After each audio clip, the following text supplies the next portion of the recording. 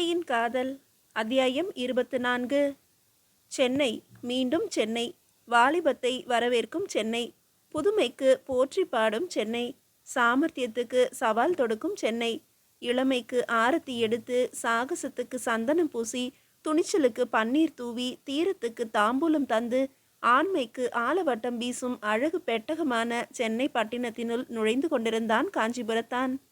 பழகிய இடங்கள், அனுபவித்த சூழ்நிலை. காஞ்சிபுரத்தானின் இதயத்தில் தென்றல். ஏதேனும் மாய ஔடதம் அருந்தினானா என்ன? தேகத்திலே அப்படி என்ன புத்துணர்ச்சி?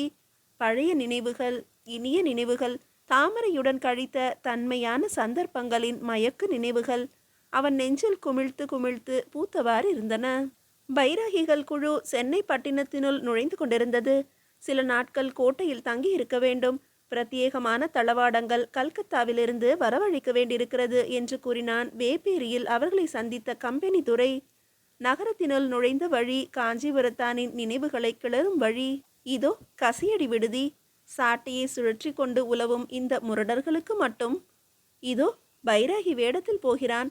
அன்றொரு நாள் தங்களை மண்ணிலே போட்டு புரட்டு புரட்டென்று புரட்டியவன் என்பது தெரிந்தால் தன்னுள் சிரித்து கொண்டான் காஞ்சிபுரத்தான். தாமரையின் துவளும் கைகளை பற்றியபடி வெளியே ஓடிய தெரு இதோ வருகிறதே. அதோ அந்த கடையில் சுவரில் சாய்ந்து நின்றாள் அவள். சீரடிகள் சாட்டையடியால் புண்ணாகி சிவந்து தெரிந்தது இங்கேதான்.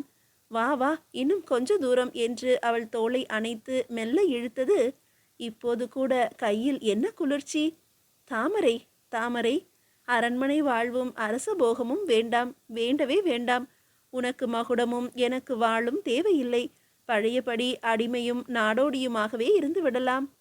இப்படி வரிசையாக நில்லுங்கள். விழித்து கொண்டான் காஞ்சிபுரத்தான். புரிந்தது கம்பெனியானின் கோட்டைக்குள் நுழைந்தாயிற்று என்று. கவர்னர் அலுவலகத்தின் முன்னுள்ள மைதானம். பைராகிகளை வரிசையாக நிறுத்தி வைத்தான் குழு தலைவன்.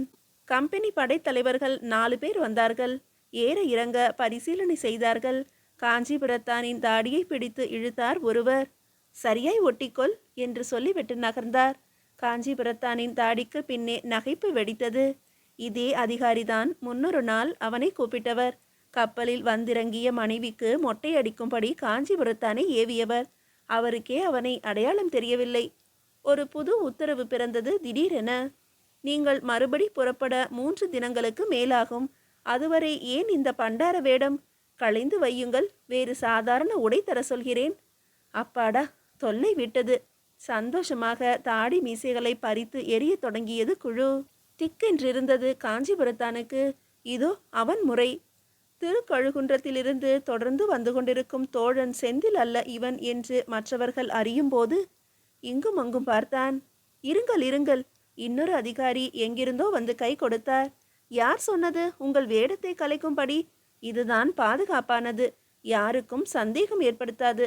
டவுனில் எங்கு வேண்டுமானாலும் போகலாம் வரலாம். இப்படியே இருங்கள் என்றார். முணுமுணுத்தவர்கள் பலர். மகிழ்ந்தவன் காஞ்சிபுரத்தான் ஒருவன்தான். கோட்டையில் குதிரை லாயத்தை அடுத்த ஒரு பழைய மண்டபத்தில் அவர்களை தங்க வைத்தார்கள். சாப்பாடு பரிமாறியவன் அந்த பழைய குசினிக்காரன்தான். ஆனால் அவனும் இவனை இனம் காணவில்லை. நடை களைப்பு தீர மூளைக்கு ஒருவராக முடங்கிய போது காஞ்சிபுரத்தானுக்கா உறக்கம் வரும்?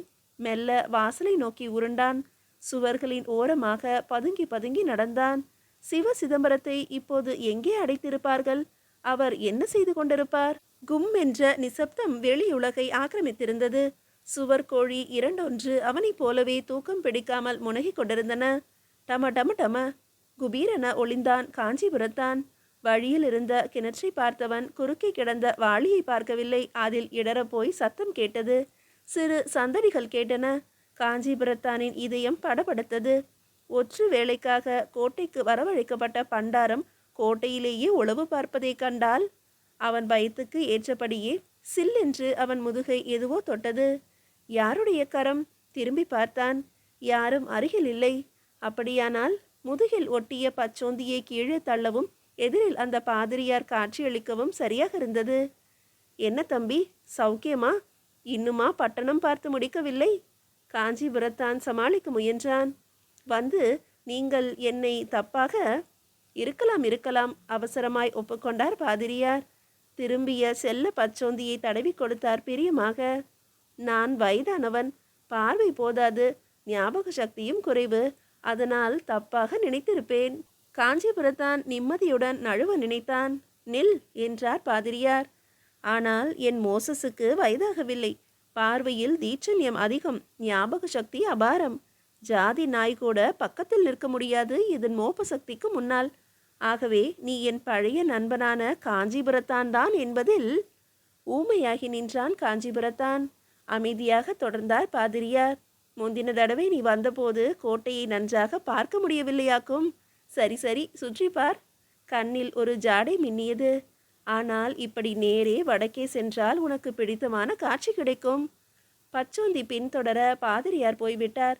சில வினாடிகளுக்கு பின்னரே அவர் சொன்னதன் பொருள் புரிந்தது. சுட்டி காட்டிய திசையில் நடந்தபோது தனித்திருக்கும் கொட்டடி, மினுக்கிடும் விளக்கொளி, புழுதியில் தோய்ந்த அமைதி, குறுக்கும் நெடுக்குமாக உலவும் அந்த புலி யார்? ஐயா என்றழைத்தான் காஞ்சிபுரத்தான் பயபக்தியோடு. நீர் மறைத்தது அவன் பார்வைக்கு. சுதந்திர கனல் வீசும் சிவ சிதம்பரமா இவர்? முன்னே தோல் சுருங்கி இருந்தது, இப்போது எலும்பும் நீட்டி கொண்டிருந்தது. வாழ்க விடுதலை, வா தம்பி. கம்பியின் அருகே வந்து நின்றவர் அவனை யாரென கண்டு கொண்டார். யாரும் வருகிறார்களா பார் என்றார் சிவ சிதம்பரம். காஞ்சிபுரத்தான் திரும்பி பார்த்தான். இல்லை ஐயா என்றான். சிவ சிதம்பரம் குனிந்தார். சிப்பாயை போல அவர் முழங்காலில் சிவப்பு நாடா சுற்றப்பட்டிருந்தது. அதை பரபரவென்று பிரிக்கலானார். மெழுகுவர்த்தியின் வெளிச்சத்தில் தெரிந்தது. வெளிப்பக்கம் சிவப்பு நாடா, உள்புறம் ஒரு வரைபடம். பிடி. நாடாவை சுருட்டினார் சிவ சிதம்பரம். காஞ்சிபுரத்தானின் கையில் கொடுத்தார். இந்த கோட்டையின் அமைப்பை காட்டுகிற படம் அது. எப்படி அதை மறைப்பது? காலில் சுற்றி கொள்ள முடியாதே பைரகி வேடத்தில். வயிற்றை சுற்றி வேட்டிக்கு உட்புறம் சிவசிதம்பரம் சொல்லி தந்தார். செய்து முடித்த காஞ்சிபுரத்தானின் அடுத்த கேள்வி, எங்கே சேர்ப்பிக்க வேண்டும்? பரங்கிப்பேட்டை பக்கம் டச்சுக்காரர்கள் முகாம். காஞ்சிபுரத்தான் தயங்கினான். சிவ சிதம்பரம் புன்னகை பூத்தார். இன்றைக்கே புறப்பட்டால் சந்தேகம் வரும். நாளைக்கு போ. டச்சுக்காரர்களிடம் கொடு. சிங்காபரத்துக்கு வரக்கூடிய ஆபத்தையும் அவர்கள் சேர்த்து சமாளிப்பார்கள். போ. காதலியை பற்றி கவலைப்படாதே. பிரமித்தான் காஞ்சிபுரத்தான். ஐயா, நான் உங்களுக்கு அதெல்லாம் எப்படி தெரிந்தது? நான் சொல்லவே இல்லையே. எனக்கு தகவல் கொண்டு வருகிறவன் நீ ஒருவன்தானா? போ, யாரோ வரும் ஓசை கேட்கிறது. அடுத்த நாள் பிற்பகல் கோட்டையில் 4 தரம் மணி அடித்தது. ஆர்மனியனுடன் சொக்கட்டான் ஆடிக்கொண்டிருந்த காஞ்சிபுரத்தான் சோம்பல் முறித்து கொண்டு எழுந்தான். கடலில் நீச்சல் அடிக்கப் போகிறேன் என்றான். சந்தேகத்துக்கு இடமில்லாமல் தான் நழுவினான். அப்படியும் செந்தில் என்று அழைப்பு நிறுத்தியது. பைராகி குழுவின் தலைவன் பரங்கித்துறையிடம் சொன்னான். இதோ வரும் செந்தில் எனக்கு நம்பிக்கையான ஆள், கெட்டிக்காரன்தான், அழைத்து போங்கள். தயாராக இரு. தமிழ் பேசிய துரை இன்னொருவரையும் கூட்டி வர உள்ளே விரைந்தார். காஞ்சிபுரத்தானுக்கு பிடிக்கவே இல்லை. நான் போகும் இடம் எனக்கே தெரியக்கூடாதா? பயப்படாதே, உன்னை போல நாணயமானவர்கள் மட்டுமே போகக்கூடிய இடம். கம்பெனியின் நாணய சாலை. என்ன அங்கே? சீமையிலிருந்து வருகிற தங்க வில்லைகளை பொற்கொல்லர்களிடம் கொடுப்பார்கள். அவைகளில் முத்திரை அடித்து எடுத்து வர வேண்டும். கண்ணில் விளக்கெண்ணெய் போட்டுக்கொண்டுதான் கவனிக்கிறார்களாம். அப்படியும் சரியான முத்திரை இல்லாத எடை குறைவான நாணயங்கள் கலந்து விடுகிறதாம். உன்னை போல உள்ளூர் ஆள் ஒருவன் இருந்தால் கள்ள நாணயம் எப்படி கலக்கிறது என்று கண்டுபிடிக்கலாம் என்கிறார்கள். காஞ்சிபுரத்தான் குறுக்கிட்டான்.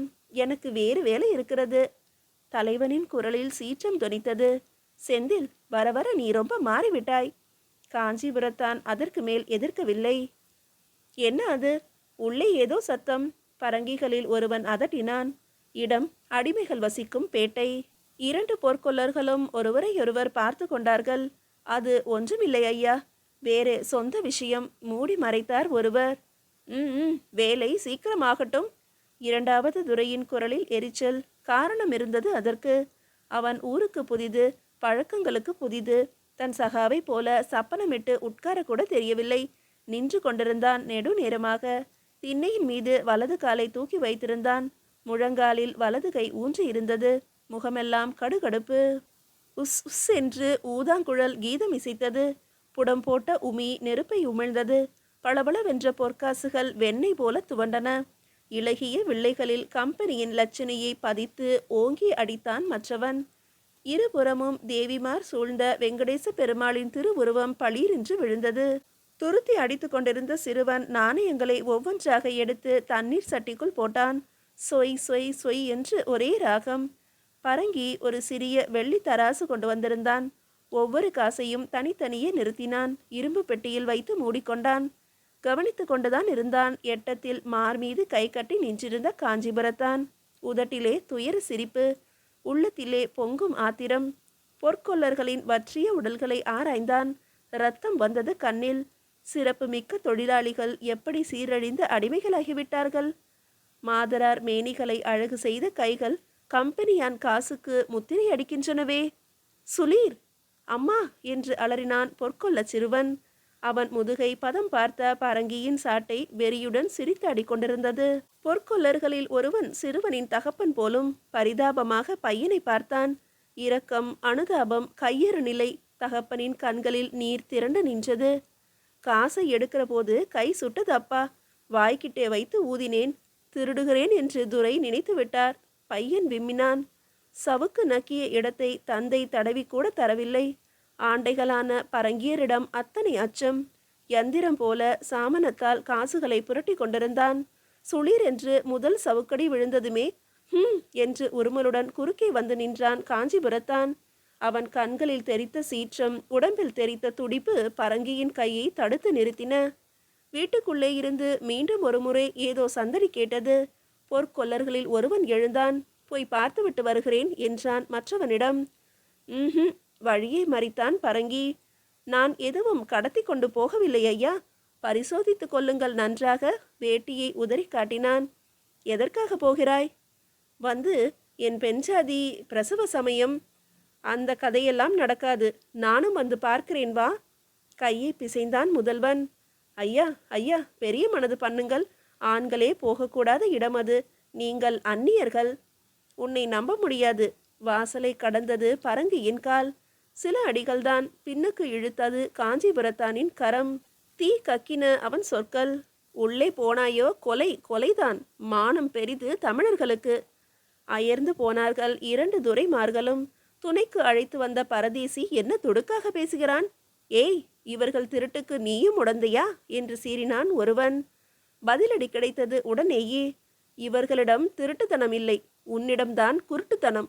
பார்த்த மாத்திரத்திலேயே எவன் குற்றவாளி எவன் நிரபராதி என்று கண்டறிய என்னால் முடியும். உள்ளே இருந்து ஒரு கிழவி வந்தால், உடனே வாங்க, உள்ளே வைத்தியர் கூப்பிடுகிறார் என்று அந்த பொற்கொல்லரை அழைத்தார். ஐயா, எனக்கு தயவு பண்ணி அனுமதி கொடுங்கள் கெஞ்சினான் அவன். நீ போ. பரங்கியை தடுத்து நிறுத்தி கொண்டு பொற்கொல்லருக்கு வழிவிட்டான் காஞ்சிபுரத்தான். அயோக்கியன், திருடன். பரங்கியின் முகம் சிவந்தது. பொறுமையாக இரு. காஞ்சிபுரத்தான் சிரித்தான். கள்ளக்காசு உற்பத்தியாகும் இடம் இதுவல்ல, நிச்சயமாக தெரிகிறது எனக்கு. பின்னே வேறு எந்த இடம் என்று விரைவில் தெரிந்து கொள்வேன். உனக்கும் சொல்கிறேன். குவா குவா குவா என்று சத்தம் கேட்டது. பூமியை தொடும் சிசுவின் முதல் குரல். பார்த்தாயா, கேட்டாயா, நம்ப மாட்டேன் என்றாயே. காஞ்சிபுரத்தான் மடக்கினான் துரைமார்களை. சரி சரி, அதைத்தான் விட்டுவிட்டோமே. நீ கண்டுபிடிப்பதாக சவால் விட்டிருக்கிறாய், அதை காப்பாற்று.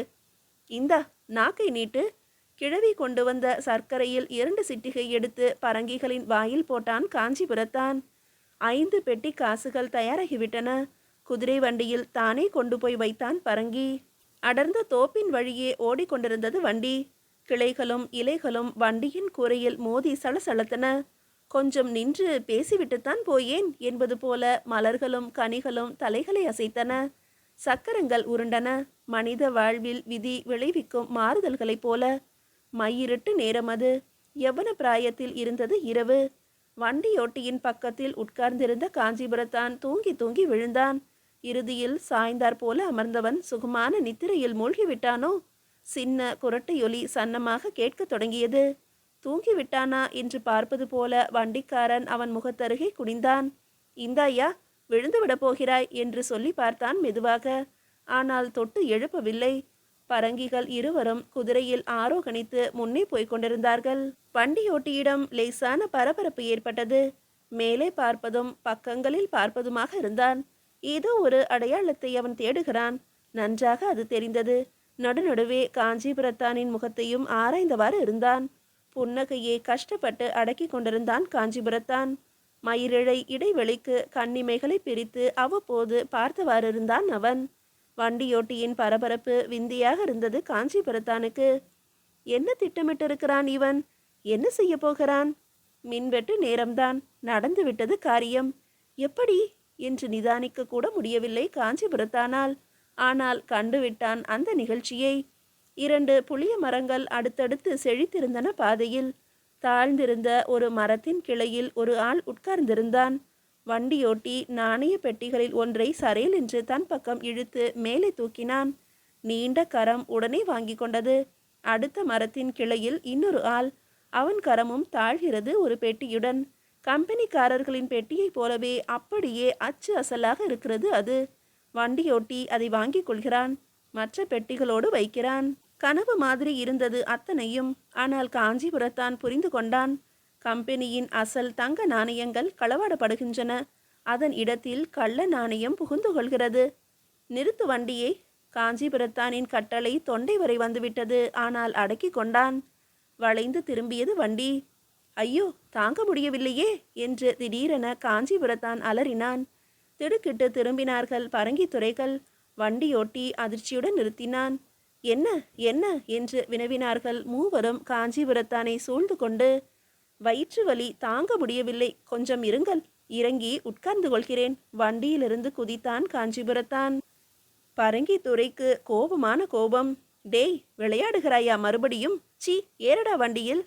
ஆனால் அதிகம் பேசாத அந்த 2வது துரை கொஞ்சம் அறிவுள்ளவன். காஞ்சிபுரத்தானின் கண் ஜாடையை புரிந்து கொண்டான். வண்டிக்காரனுக்கு தெரியாமல் இறங்கிக் கொள்ளவே அவன் திட்டமிட்டிருக்கிறான் என்று தெரிந்து கொண்டான். சரி சரி, உன் வயிற்று வலிக்கும் தலைவலிக்கும் கம்பெனி நஷ்டப்படாது. நீ இங்கேயே நின்று கொள், மெதுவாக வா என்று வண்டியோட்டிக்கு கட்டளை பிறப்பித்தான். நீ ஓட்டு என்றான். குதிரைகள் பறந்தன. வண்டியின் உருவம் இருளோடு இருளாக கரைந்து போயிற்று. அரை வினாடியும் வீணாக்க விரும்பாத காஞ்சிபுரத்தான் பெட்டிகள் மாற்றப்பட்ட இடத்தை நோக்கி திரும்ப விரைந்தான் வேகமாக. ஆனால் ஓசைப்படுத்தாமல். சருகுகளை மிதித்து சரசரப்பு ஏற்படுத்தும் போதெல்லாம் பதுங்கி கொண்டான். மரக்கிளைகளில் தூங்கிக் கொண்டிருந்த புல்லினங்கள் படபடவென்று இறக்கைகளை அடித்தன. அந்த இடம் வந்துவிட்டது. அடிமேல் அடி வைத்து நடந்தான். கண்கள் இடுங்கி சுருங்கின. எதிரே இருப்பதை கவனிப்பதில். செவிகள் நோவுற்றன. சின்னஞ்சிறு சப்தத்தையும் வாங்கிக் கொள்வதில். அதோ ஒற்றையடி பாதை போல தோன்றும் குறுகிய வழியில் அந்த 2 நபர்களும் நடக்கிறார்கள். பின்தொடர்ந்தான் காஞ்சிபுரத்தான். வெகு தொலைவில் ஒரு கட்டடம் தெரிந்தது. ஆனால் மூட்டமிருந்த வானம் தெளிவான வெளிச்சம் தரவில்லை. ஓசியையே அடையாளமாக வைத்து நடந்தான். தூரத்தில் தெரிந்த மாளிகைக்கு ரகசிய வழி உண்டு போலும். ஓங்கிய சுவர்கள் முன்னே புலப்பட்டன. நெருங்கின, பிறகு பின்னடைந்தன.